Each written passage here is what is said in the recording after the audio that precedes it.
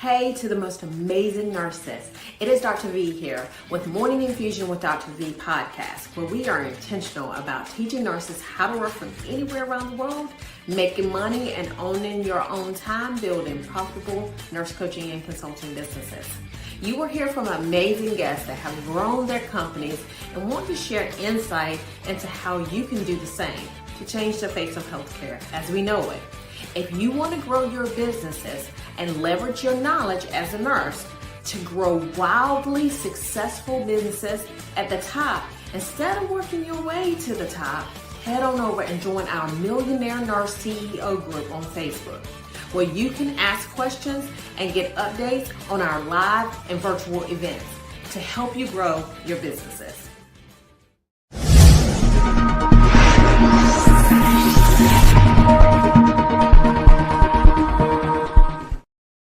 Good morning, everyone. And so I wanted to come on this morning and kind of chat about the 5 most costly mistakes that nurses make whenever they're going into business.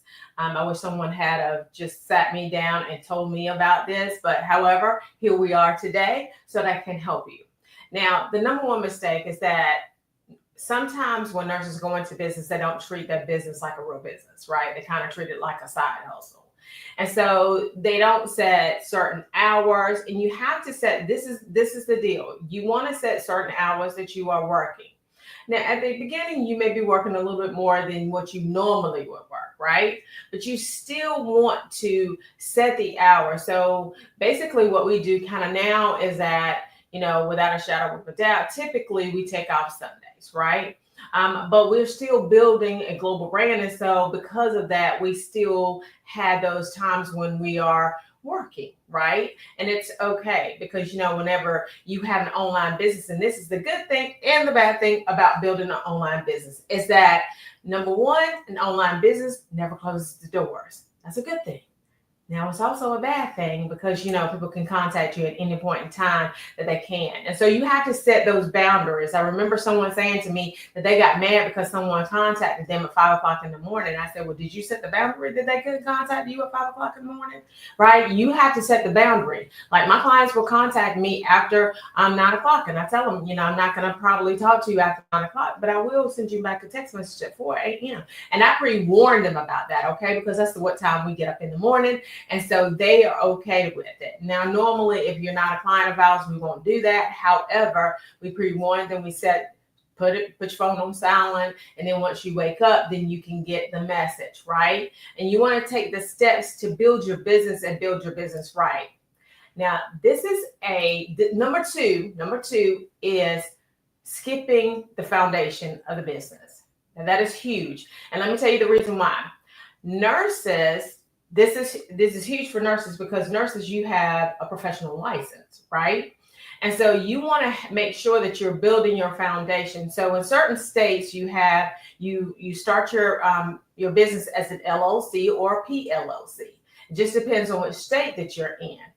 PLLC, this is limited liability corporation. Of course, you can go to S Corp and C Corp and all of that. But at the beginning, it's usually an LLC, right?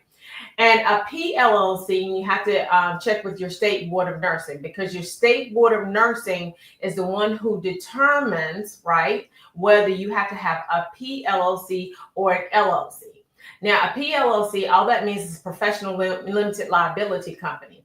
Now, if you are a lawyer, if you are a physician, or if you're a nurse, then in those states, you have to have a PLLC if you are starting a healthcare company. And so you just check with your state board of nursing to determine whether you have to do that or not.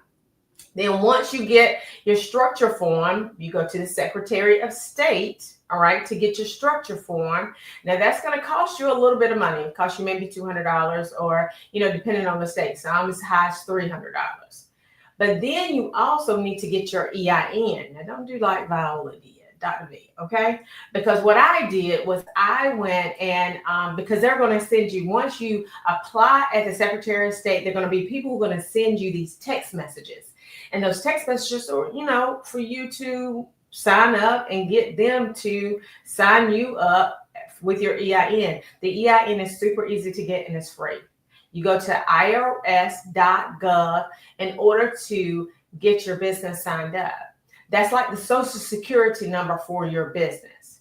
Now, the reason why you want to do that and you want to make sure that you're doing that is because then it separates you, it gives you some limited liability coverage, right? Because you are, you're a nurse, right? And so you want to make sure that you have some separation between you and the company. And so this separates you from the company. Another thing that is I found to be one of the things that people don't do right is that you want to make sure that you are not commingling money. Okay. Now that affects you down the road if you ever want to borrow some money. Okay.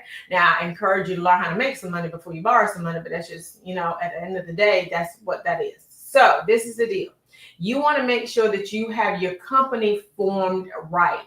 Now, what I mean by that is that once you get your LLC and you get your EIN, then you're going to take those numbers, you're going to go to the bank, all right? And you're going to go to the bank and you're going to tell the bank that you're here to form a business account. Now, that business account, right, will serve as where all of your money from the business goes to. None of your personal money needs to go into that account. Now, there's 4 accounts that I encourage you to open, right? The first account I encourage you to open is a salary account. So that salary account is for you and your salary. A lot of times what people do is they go into business and then they don't pay themselves. They stick it back all into the business. And some pay themselves too much, all right? But you need to have a reasonable amount. That's what the government says, a reasonable amount for you to be paid yourself by the business. Now that's your salary account. The second account is your growth account. Okay, you want to make sure that you have some money in your account for the growth of your business, right? Also, an operations account for your everyday operations. So you want to make sure you have that. And then of course, the last one is taxes, because typically you're not going to get out of paying taxes. Sometimes you can, right? But you're going to at least pay some taxes, but you pay less taxes on your business than you do if you work for someone else. Let's be clear about that, right? But you want to have that bank account that's there and not commingling money. And then you want to have a company that helps you, whether it be ADP, Gusto. There's several companies out there that you go in, you tell them how much you want to be paid every 2 weeks. That money gets automatically taken out. If you are like we are, they're automatically taken out of that account, and then it goes into your personal account so that you can pay your personal bills and things of that nature. Now, if you have an own, and this is another thing that you want to know too, if you have a home office, some of the things that you pay for at home, they can be paid for from your business account because they're used for your business. And of course, you have to talk to your CPA. I'm not here to tell you what to do on that end. However, that's one of the things that you can definitely do. But there's lots of tax benefits in mrbomb.com. Now, this is one that I find a lot of nurses have problems with, and this is fear of visibility. Let me tell you something about nursing. Nursing and traditionally is nurses kind of bully each other sometimes, right? And so what you want to ensure is that you don't have, it doesn't matter what people think about you. It doesn't matter. What people think about you is none of your business, right? You need to have a few people who are around you, and those few people who are around you, you want them to be telling you whether you're kind of ratchet or whether that didn't look right or things of that nature. You don't want to have somebody, Sally Joe, that don't even care anything about you, bullying you into decreasing your visibility. Visibility is the way in which if people don't see you, then they can't buy from you. There's people out here who have amazing, like they make the best cakes. There's people out here who make the best shirts. They make the best jewelry. They have they do amazing things. Like they're great at doing hair. But their visibility is not there, right? And when it comes to coaching and consulting, like whatever you do as far as coaching and consulting in the nursing arena, you want to make sure that you have that visibility. If you're the best renal consultant, you want them to know. If you're the best wound care consultant, you want people to know who you are, so that whenever they get ready to buy from you, then they're ready to buy from you and they know that you exist and that you're out there in the marketplace. Only 2 to 3% of the marketplace is ready to buy whenever you're ready to purchase. Whenever ready to buy, whenever you're ready for them to purchase. The thing about it is that you want to make sure that you are out there so that they see you, because eventually they'll be like, well, okay, I think I need this person. And then they'll go back to you because you stayed visible the entire time. I mean, when you look at Will Smith and Martin Lawrence, whenever they came out with that third film, now they are pretty famous, right? But whenever they came out with that third film, you saw them all over the place. And you see people all over the place whenever they're trying to promote their product, right? They'll do the morning lineup. They'll make sure that they're there. That's what you want to do. You want to be visible and do not care what other people say about you. And if they say anything bad, then block them. Okay? No problem. All right. Now, next. The next thing is not getting a coach. Now, this was two of my cheat codes was number one, getting a coach. Okay. Because I don't know, there are nuances in your business that you don't know what the nuances are, right? So you want to make sure that you are getting a coach that specifically understands your unique pain point whenever you're going through whatever you're going through, because there's several iterations of your business that you will go through, right? So like, for example, when I first started, now I'm huge when it comes to, and I'm a contract girl, right? Because I understand that you can't, like when people come and they volunteer at my business or at my conference, they get a contract. Everybody gets a contract, right? And the reason why is because I really, really want to, I don't want to set myself up for liability. And one of the things that happens is I wouldn't have known that had I not had a coach, right? I wouldn't have known to do all those safety parameters had I not had a coach. And I have seen people who did not have a coach who have gotten into legal trouble or even lost their businesses because of the fact that they did not have a coach. A coach is really the thing that transforms you. You're also typically in you're in a community of people that are helping to move you forward and helping to push you, right? And one of the things that I say about VP nursing, of course, this is a plug for VP nursing. The one thing about VP nursing that I pride myself on is that we don't allow any negativity to come into the community, right? We want to make sure that you're always positive. We want to make sure that you're always supportive. And that's one of the things that nurses absolutely need. I probably should have had this up here. You may not be able to hear me. I'm not used to talking with this mic. But that's one thing that you absolutely need within your space, right? You want to ensure that you have a community of people that support you, a community of people that's there for you, a community of people that can answer questions that you may not be able to answer, right? And even in the community, I mean, the coach knows a lot typically, but there may be some things that the coach may not know that you know. So it's important for you to be that person and to get into that community of people. And then, of course, listen. I want you to listen to me, and I want you to listen to me clearly. All right, I'm going to speak into the microphone. When you are in business, it is about sales. Sales are important. And one of the things I think that we avoid as nurses, because was my mindset when I first came into the business, is that I was like, well, I don't want to sell. I didn't have to sell. People came into the emergency department. I didn't have to sell them on coming to the emergency department. But the reality is that you want to ensure that you are selling to your clients. And we do sell all the time, right? So we sell for sure. Viola, okay? Used to sell taking medications to patients, or used to sell, having them when it came to having procedures, because I believe that the procedure was something that they needed, right? Or I believe that the medication was something that they needed. And, whenever you have children, you got to convince them all the time, right? Because at the end of the day, so you have to care about the people that you're serving, right? You have to care about them.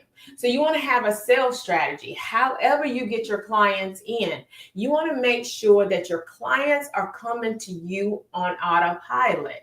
And if you don't have a sales strategy, then it doesn't work. Now, what that involves is, number one, having a niche. You want to have a niche of people that you're serving. People will be like, well, I'm serving everybody. No, you're not. If you're serving everybody, you're serving no one.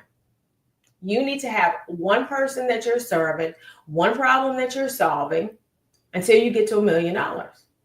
That's what you want to do, right? You want to make sure that you're doing that so that you can move the needle forward. Have the sales strategy. Also understand sales. Don't get and have a resilience to no, because people are going to tell you no sometimes, and it's okay. That means that they're not betting on themselves. It does not mean that your product is not good enough unless it's not good enough, okay? But however, what you want to make sure of is that you're developing a product that's really, really good so that they don't have a problem in saying yes to your product. But the reality is that when you are selling, okay, when you sell the first time, one of the things that you have to understand is the law of numbers, right? When you understand the law of numbers, so, 1 out of 10 sales is what you'll get. 1 out of 10. So you'll have 9 people will tell you no, and then you'll have 1 that will tell you yes. So that's how you have to understand it. That's how you have to move forward. And it's okay, because you'll get 3 no's and you'll be like, this ain't for me. Lord, this is not what you designed for me. No, it's just that you don't have enough reps. Like, you don't have enough people that you have gotten in front of. Like, you want to make sure that you're getting in front of as many people as you can. Because at the end of the day, one of the things that you need to understand is that you are amazing.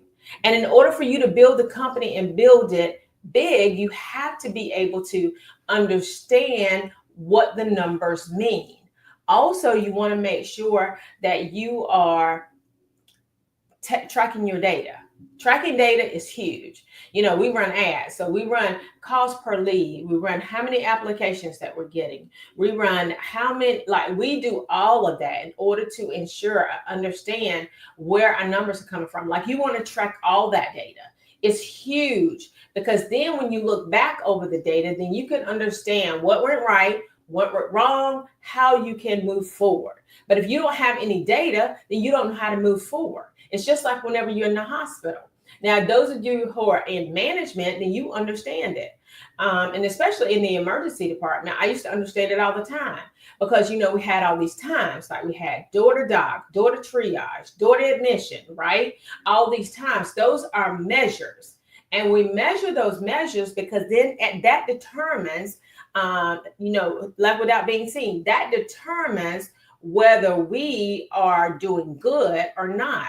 It also is subjective to whether our patients are taken care of right. So this correlates to what the things that you take care of, and the things that you do while you're in healthcare. Those are the things that you want to take from healthcare, and you want to do those same things in your business, because it works in healthcare with evidence-based practice, right? You want to make sure that you're understanding evidence-based practice, and it's evidence-based practice based off of your business. And it's important that you collect all those numbers, but you want to strategically collect the numbers and go back over them to see what went right, what went wrong, and how you can further advance your business. And think big. Because a lot of people are like, well, if I get $20,000 a month, I'm okay. No. You want $1 million to be the floor, and $1 million being the floor is $83,333 a month. Okay. And so you want that to be the floor of your business. You want to make sure that you're moving the needle forward each day. And that's just the beginning, right? Because you want to move move the needle forward in a way so that you can affect more people. And it essentially affects you. Building your team along with that. You can probably get to 6 figures, you yourself in AI, right? But you probably won't get to 7 figures with you yourself in AI. You want to build a team, and you want to build a culture within your team that's a great culture.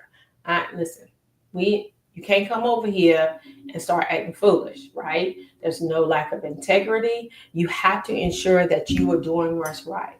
And so those are the 5 biggest mistakes. So I want you to drop in the chat, and I want you to tell me what mistake that you thought was one that you may have made, or what mistake that you think that you can definitely avoid in the future, or how valuable this was. Just drop in the chat and let me know.